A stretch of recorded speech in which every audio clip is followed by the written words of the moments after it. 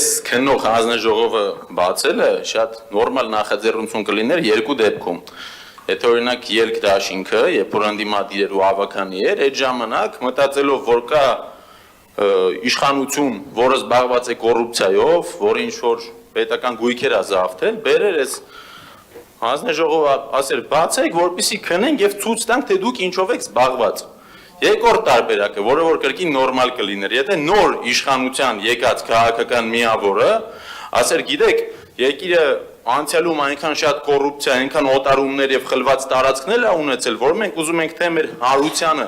տեղյակ պահելու համար, թե ուժայիններին աջակցելու համար, ոնց որ այս եւս մեկ լծակ բացենք, որով որ կարող ենք փրկել մեր քաղաքը գողացված գույքերից։ Բայց ախր վիճակը ուրիշ է։ Մենք ունենք իշխանություն, որը 7 տարի իշխանություն է, որը եկել է իշխանության բացարձակապես նախորդ իշխանության ապօրինությունների մասին խոսելով, եւ 7 տարվա ընթացքում դες պարզ հարց եմ տալի, քանի մանկապարտեզ եք հետ բերել, լավ, վաղեմության ժամկետները թող չգիտեմ, ներկայիս նախագահի ժամանակաշրջանի օտարված մանկապարտեզները վաղեմության ժամկետով թող դուրս գա, բայց գոնե 18-ին եկել եք, տենց քրեական գործերը կարծեմ 10 կամ 15 տարի է, 2000-ականներից մինչև հիմա քանի քաղաքապետի եք դուք դատել, քանի մանկապարտեզ եք հետ բերել, քանի ռեալ բան եք արել, այս ամեն այս ոնց է սենց ստացվում, որ մնացել է ընտրություններին 1 տարի, Մայր Հայաստան խմբակցության ներկայացուցիչ ու քաղաքային ակտիվիստը գնում են, բացահայտում են ակնհայտ կոռուպցիա, ակտիվիստին կանչում, քրֆում եք, տփում եք, ճամփում եք, հետո է մի հատ է հիմա բան եք բացում։ Հանձնաժողով եք բացում, թե բա տեսեք, մենակ մենք չենք, հենց այն ժամանակ էլ ա եղել։ Ախր այս մարդիկ 18 թվին ձեր կուտը կերան, որովհետև մտածում էին դուք այդ տարածքները հետ եք բերելու։ Կամ էլ մի հատ այդ սա խլված, գողացված օտարված մանկապարտեզները կալկուլյատորով հաշվեք համընդհանուր ինչքան գումար ա եղել, ու Տիգրան Աբինյանի ղեկավարած անիվի 25 միլիարդ դրամը ասեք, դրանից մեծ է թե փոքր։ Այդ 25 միլիարդը հետ բերեք, սա քաղաքում ամեն շենքի տակ մարդը մի հատ մանկապարտեզ բացանք։ Մեր տարած ու մեր։ Հա, ես դուրը 3 հատ մանկապարտեզ ունեմ, որ ձեզ լավ պայեք, մեկը նվեր կտամ ձեզ։ Ու եւս մեկ դիտարկում այս նախաձեռնությունը, իշխանությունը իր իսկ գործադիր թևին ասում է, որ դու ոչ մի բան ես։ Որովհետև եթե պետությունում կա հակակոռուպցիոն, դատախազություն, ոստիկանություն, ԱԱՑ,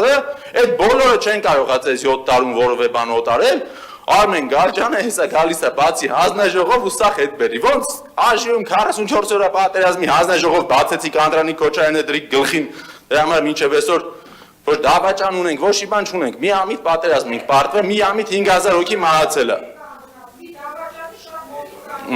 Ապրեք, ես կանանց չեմ արձագանքում, տիկին։ Ամեն դեպքում,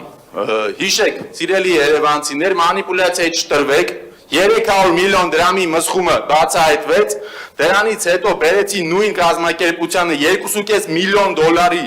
նախագիծ չզեկուցվողով ուզում էին անցկացնեին, ասեցինք մի արեք, 2.5 միլիոն դոլար է ու հենց այդ ոչ բարեխիղճ կատարողն է։ Եթե այս մարդիկ իրապես չգիտեին, որ Լիլիան Արմը վատ է աշխատում, դրանից հետո գոնե կբերեին զեկուցվող, իրան է թույլ չէին տա իրականացնել։ Պարոն Գալջյան, որ ասում եք կապ չունի ձեզ հետ, չենք ասում ձեր այդ արունակցական կամ բարեկամական կապ ունի, բայց մեր տեղեկությունով ինքը քաղաքացիական պայմանագրի ցուցակից է, չէ՞, ավականու, այսինքն դա քաղաքական կապ է։ Երբ որ դուք ուզում եք մեզ կապել ինչ-որ մարկանց հետ, որոնց մի կեսը օդում կախված լուրերով ձեզ քաղաքական միավորը ստեղծել է ու ֆինանսավորել է, ու փորձում եք օրինակ ինձ կապել հանցագործության հետ, որը տեղի է ունեցել, երբ որ ես եւ դուք եղել ենք երևի 3 տարեկան։ Ինձ համար շատ ավելի արդարացի է, որ ես ձեզ կապեմ մի մարդու հետ, ով որ կա այս ձեր ցուցակում ձեր հետ միասին։ Ու փորձը ցույց է տալի, որ քաղաքացիական պայմանագրի ավականու ցուցակով ավականի չընտրվելը շատ ավելի շահավետ երևույթ է, քան թե դառնալ ավականի, որովհետև մարդը չի դարձել ավականի, նա ֆանտաստիկ բիզնեսմեն է դարձել, ձախողումներով հանդերձ նոր եւ նոր ծրագրեր եք նվեր տալի։